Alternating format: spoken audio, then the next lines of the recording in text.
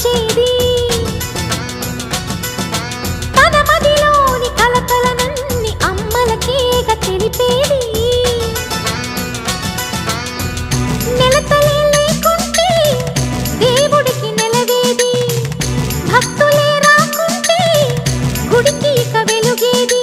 దయతోటి కుంకుమ పూలు అక్షింతలు మనమంతా ఇవ్వాలి తన తాళి నిలపాలి తాళి కాచి ముత్తైదా ఎల్లమ్మ ఎల్లమ్మ పోదామా ఎల్లమ్మ ముసురు కాచి